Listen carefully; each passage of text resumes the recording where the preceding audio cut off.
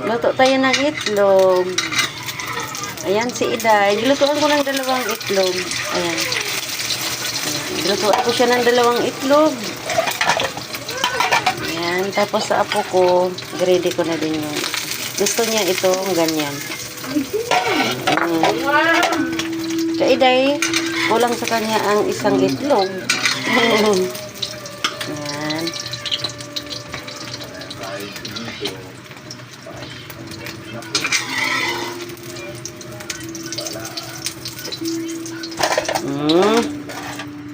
Ayan, sakto to kay Iday.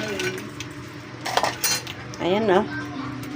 Ayan, wala pang kain si Iday, wala pang almusal, pero nakainom po siya ng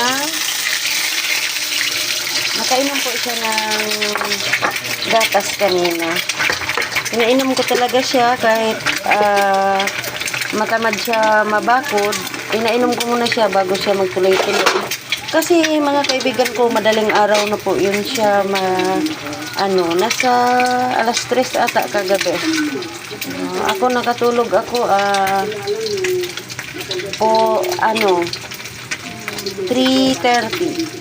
Nakatulog muna siya, tapos pag natulog na siya, ayun, natulog na din ang ating sarili. Ayan, sa apo ko to.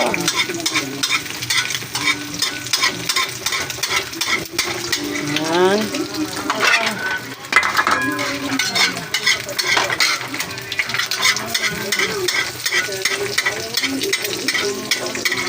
Ayan. Ayan sa apo ko.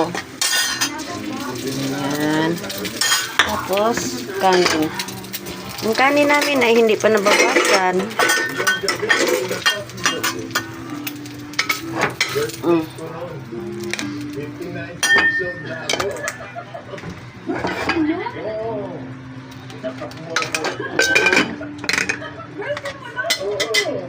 Ayan, sa apo ko, kanin. Tsaka sa anak ko, Iday.